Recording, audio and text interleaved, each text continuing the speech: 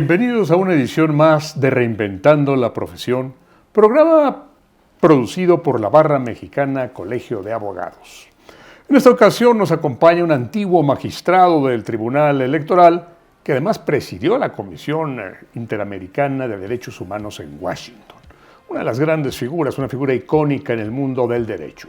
Jesús Orozco. Jesús, qué privilegio estar contigo en esta ocasión. Gracias por acompañarnos. El honor es para mí, Gerardo, gracias por la invitación y qué mejor que estar en la barra de la cual soy orgulloso. Y el motivo de la invitación, Jesús, es hablar de este libro que tú coordinaste, que se llama La inconstitucionalidad de la sobrerepresentación excesiva en el Congreso de la Unión. Lo acaba de publicar el Instituto de Investigaciones Jurídicas de la UNAM y Jesús fue uno de los coordinadores junto con María Marván y con Diego Valadez. ¿Qué les movió, Jesús, a crear este libro que ha causado tanto ruido y tanta molestia en algunos sectores? Ciertamente, al cumplirse un año, cerca de un año, de una decisión de las autoridades electorales de asignar las curules de representación proporcional en la Cámara de Diputados, consideramos, María Marván, Diego Valadez y yo, que era un momento adecuado para realizar un estudio técnico, académico, acerca de esas resoluciones de asignación. Y en ese sentido convocamos a 17 las personas expertas más calificadas en materia electoral. Cuidamos que todas tuvieran una carrera académica sólida y varias de ellas también integrantes en algún momento de las autoridades electorales. Y es así, y muchas otras personas, también colegas del Instituto de Investigaciones Jurídicas, pero hay economistas, sociólogas, politólogas, también juristas, y es de allí que, por ejemplo, en el caso de, para también darles el crédito, porque nos honra mucho su participación, Jorge Alcocer, ¿verdad? Analizamos toda la evolución desde 1977 de cómo se ha integrado la Cámara de Diputados, diversas conformaciones. Jorge Alcocer incluso desde la Comisión Federal Electoral, que formó parte de ella y que participó en varias reformas, pero también están José Woldenberg, Jacqueline Pechard, de la primera integración del IFE, del Consejo General del Instituto Federal Electoral ya autónomo, está también en posteriores la propia María Marván. Y el libro Jesús, está María Marván, sí, está Javier Martín Reyes, sí, está Jorge Alcocer, José Woldenberg, Ciro Murayama, Lorenzo Córdoba, además de los que ya mencionamos, está la consejera Beatriz Claudia Zavala, que emitió el voto famoso en contra, el voto particular, está César Astudillo, está Diego Valadez, ya lo mencionamos. Es una playa de juristas y tú eres uno de los más importantes constitucionalistas de este país y uno de los grandes expertos en derecho electoral. La pregunta es, ¿no es un poco tardío este libro?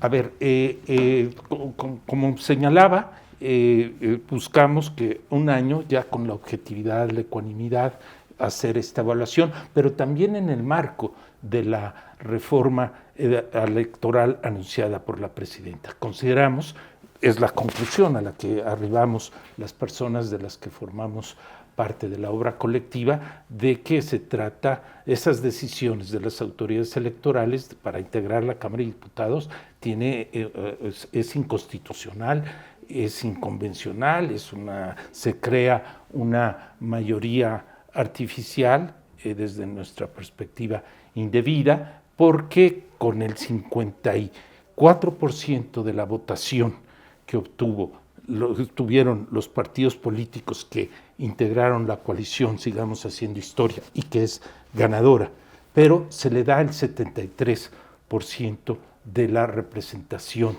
de la Cámara. Déjame hacer un pequeño paréntesis, Jesús, para quienes no son expertos en derecho electoral, porque la idea de nuestro programa es que llegue a mucha gente, abogados y no abogados. Sí. En los países donde hay una mayoría, partidos mayoritarios, bueno, el que gana con 51% ganó. y tiene todo el derecho a hacer lo que le dé la gana. Oye, pero y el otro 49 también contamos, no, ustedes no cuentan. Y vamos a legislar en contra de ustedes además. Son sistemas mayoritarios que tienen muchas aristas. Justamente para que no hubiera esto, en países como Noruega, como Suecia, como Finlandia, dijeron, vamos a crear uno que se llama de representación proporcional. No es posible tomar una sola decisión si no es con el acuerdo y el consenso de todos. En México, desde 77, corrígeme si digo algo equivocado, tenemos un sistema mixto. Es decir, tenemos un sistema mayoritario para 300 diputados en el caso de la Cámara de Diputados y 200 senadores de representación proporcional. Y el artículo 54 es clarísimo, solo hablando de diputados, no de senadores, es clarísimo. Señores, tienen que tener tal proporción. Y los señores pasaron por el arco del triunfo esta decisión constitucional. Incluso el libro tiene un capítulo sobre la exposición de motivos del artículo 54. No puede ser así. Tú fuiste magistrado electoral. ¿Por qué estos amigos fallaron con tanta desfachatez contra la Constitución? A ver, el texto constitucional proviene de 1996 y no ha sufrido reforma alguna, no ha tenido reforma alguna en este aspecto de cómo se asignan las curules de las diputaciones de representación proporcional. Y precisamente en 1996, tú ya lo señalabas, pero también desde 1993 que se puso como un límite que no tuviera más de 315 diputaciones un mismo partido, ya también en 96 se estableció un límite, dos límites en el artículo 54, fracciones cuarta y quinta, de que no tuvieran más de 300 ni más de 8 puntos de sobrerepresentación. Así lo dice el 54, clarísimo. Textualmente. Y es el caso de que estos límites precisamente se buscaron para auspiciar una debida representación de las minorías. Se permite, y es legítimo, no se cuestiona en lo más mínimo, estos 8 puntos porque así lo estableció el constituyente. Cabe mencionar que desde la primera integración, nosotros lo asumimos, de que aun cuando la letra de la Constitución habla de partido, se entendía partido político y coalición. Y hay jurisprudencia de la Suprema Corte, precedentes de la Suprema Corte y jurisprudencia de la primera integración de la Sala Superior del Tribunal Electoral, a la cual tuve el honor de pertenecer, en que se estableció que el límite constitucional previsto se aplicaba tanto a partidos políticos como a coalición. Y ese es el caso, ¿verdad?, de que ciertamente hubo una reforma en 2008 que mientras en 96 originalmente se votaba el elector por una coalición y era un solo emblema, se estableció en 2008 que ya se podía votar por partido político y aun cuando el candidato fuera de una coalición, el voto iba para el candidato, pero se consideraba que solamente pero era nuestros amigos partido. Lo que hicieron fue la coalición, dijeron, nos separamos, todos somos de Morena, para que tuvieran menos el Verde y el PT, y cuando pasa la votación, se vuelven a integrar a Morena. ¿Eso no es un fraude electoral? Yo creo que es una transferencia de votos indebida y que también pues es una distorsión a la representación a la que tiene derecho el electorado.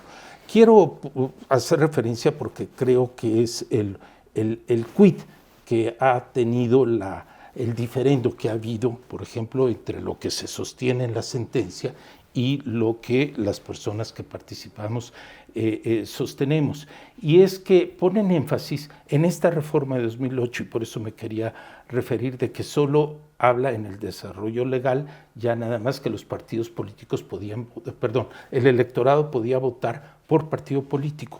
Eso está bien, pero de ahí no se infiere que ya no se aplique el límite constitucionalmente previsto. Y déjame interrumpirte, la declaración La motivación del artículo 54 es clarísimo. Queremos que haya representación proporcional y no la hay. Y tus colegas, digo colegas, tú ya no estás, pero lo fuiste, los magistrados electorales votaron absolutamente en contra del espíritu constitucional. ¿No merecerían incluso un juicio político? Bien, esa habría porque las consecuencias han sido terribles y entonces eso está a la potestad que tienen las cámaras de diputados y el Senado en cuanto a ponderar si procede o se les aplica, somete a un juicio político o no. Pero las consecuencias efectivamente han sido tremendas para nuestro sistema. Yo me refería a 93 y 96 porque las exposiciones de manera explícita, las exposiciones de motivos establecen que la finalidad de poner esos límites es que no haya una sola fuerza política que pueda reformar la Constitución. Claro. Le hace que no haya una mayoría calificada. Es el espíritu de la Constitución. Es lo que se establece. Y esto contraviene de manera clara no solo diversas disposiciones de la Constitución, porque se vacía de contenido al permitirle a una sola fuerza política que se pueda conformar en mayoría calificada, propicia que ya las minorías, ¿verdad?, no tengan ni posibilidad de participar en las reformas constitucionales o que en otras decisiones fundamentales del Estado mexicano, como puede ser el juicio político al que te referías o el que pueda ejercerse una acción de inconstitucionalidad. Si se aprobara en este momento una ley por una mayoría que fuese francamente inconstitucional, no habría posibilidad de promover la acción de inconstitucionalidad porque las minorías, que son mínimo una tercera parte, no podrían configurarse. De ahí todas estas consecuencias lamentables de esa decisión. Te preguntaba si el libro no era un poco tardío, en el sentido de que, bueno, ya pasó. Cuando yo hablo de esto con mis colegas, pues sí, pero ya que pasó todo, eso lo hubieran dicho después. ¿Cuál es, a pesar de que es tardío, vamos, suponiendo que lo fuere, porque en la academia tenemos que reaccionar y tenemos que analizar y tenemos que sopesar, ¿cuál es la lección? Quien lee este libro, que a veces es un poco árido, tiene muchas fórmulas y tiene algunos cuadros comparativos difíciles, pero en general se lee muy bien, todos ustedes o casi todos ustedes escriben muy bien, pero ¿cuál sería la lección de un lector que lee esto y dice, ¿qué sigue? A ver, me permitiría dos cuestiones en esta cuestión de la oportunidad. Las tres personas que coordinamos la obra, incluso algunas de las personas autoras, participamos en un observatorio ciudadano. Y me estoy refiriendo antes de que la jornada electoral. Y dimos seguimiento a la actuación que tenían las autoridades electorales. Y cuando se presentó este riesgo, acudimos precisamente tanto en este observatorio ciudadano que coordinó Jorge Alcocer, pero estuvimos María Marván, Diego Valadez, Morelos Canseco, en fin.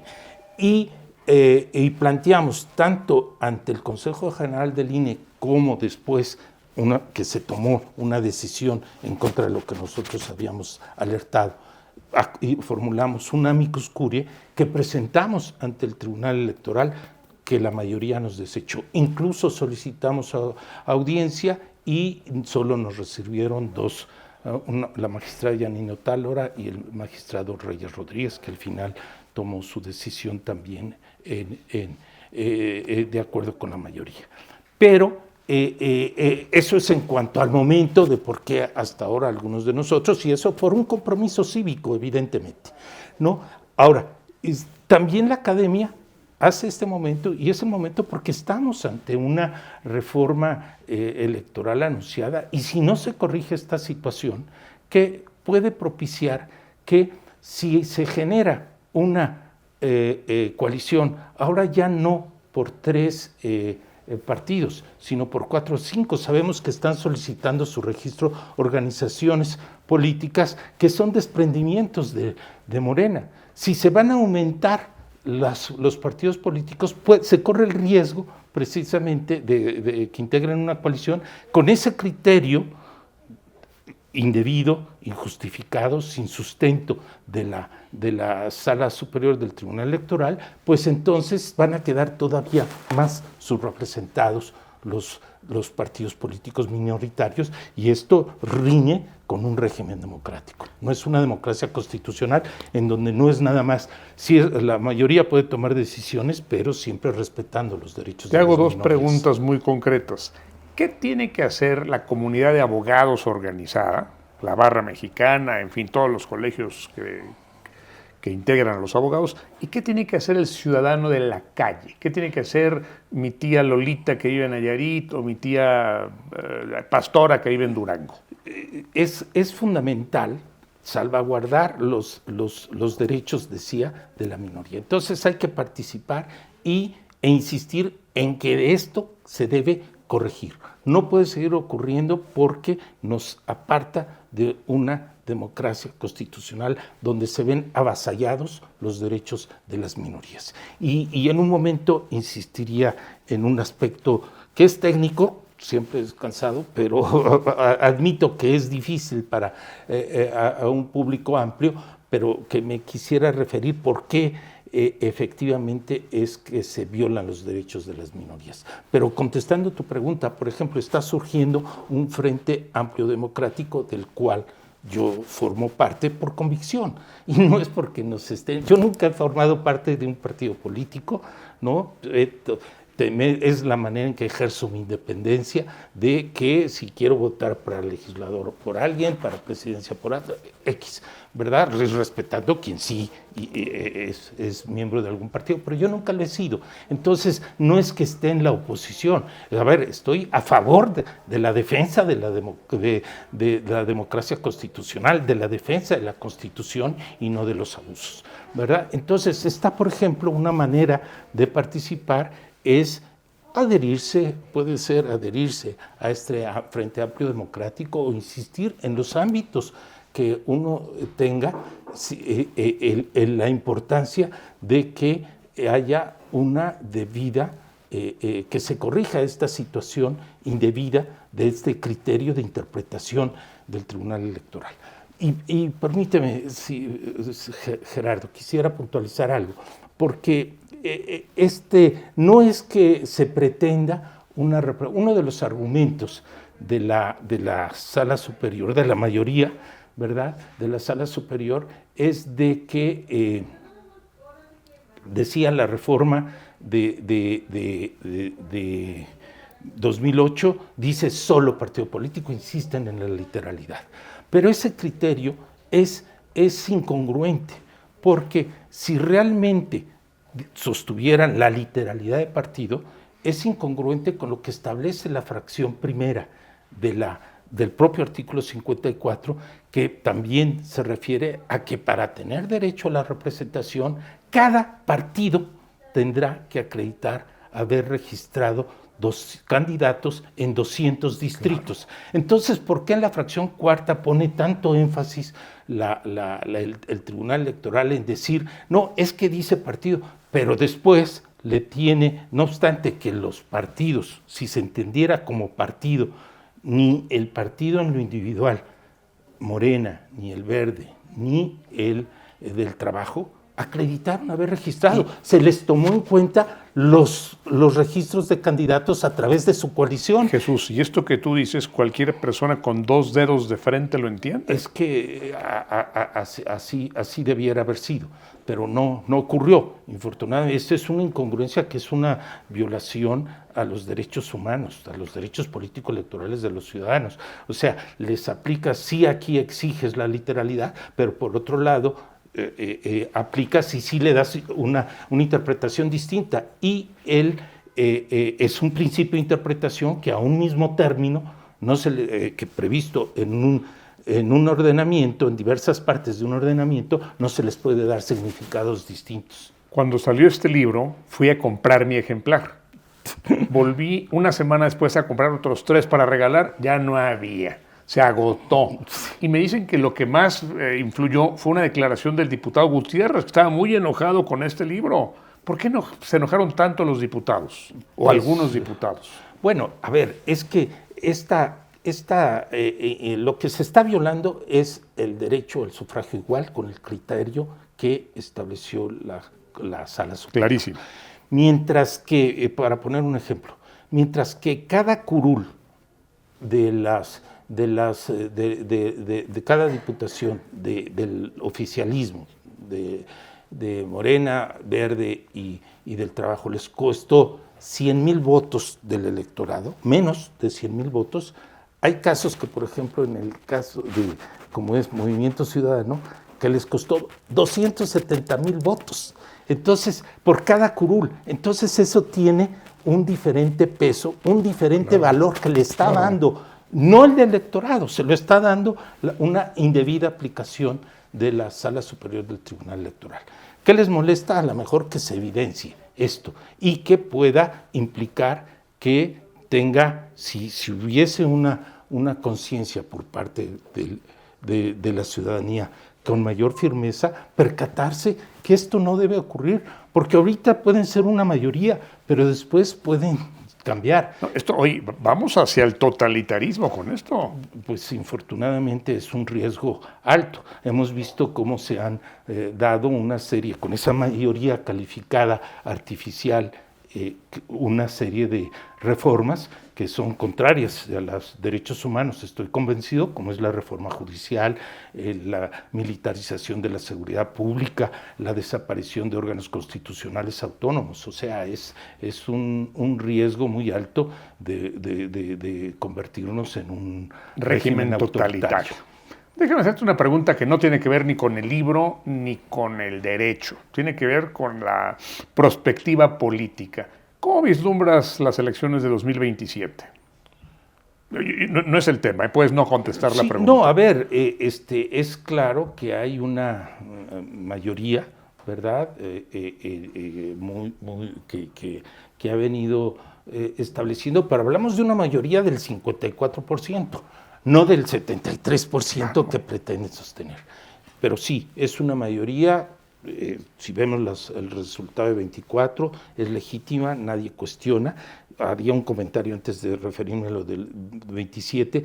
Como hay ese límite de 300 curules, ¿verdad? No solo de los 8 puntos, es el caso de que estrictamente se le asignaron 364 curules a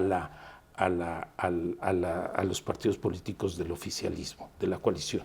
Eso implica el 73%, decía, pero hay 64 curules espurias, o sea, que no son resultado de la voluntad. 64 curules espurias, así lo dijiste, ¿verdad? Así lo digo y lo sostengo.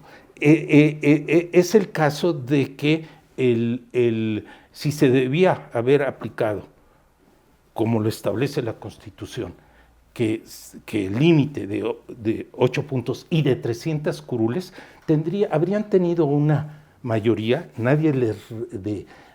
una mayoría que todo el mundo le debe respetar, que el 54% hubiera logrado hasta un 60% de la Cámara.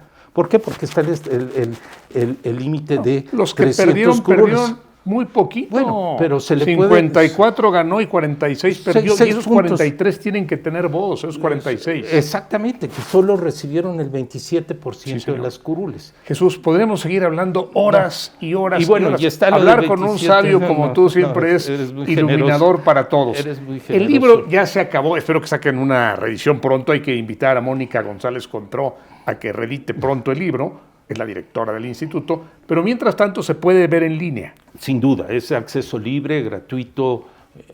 Es un libro doloroso, es un libro incómodo, pero es un libro que hay que ver. Jesús, te anotaste tú, Valadez, María Marván, un 10 enorme al editarlo. Gracias, te doy las gracias en nombre de la comunidad de La Barra y gracias por estar con nosotros en esta ocasión. Un honor, muchas gracias. Y a usted que nos acompaña, muchas gracias.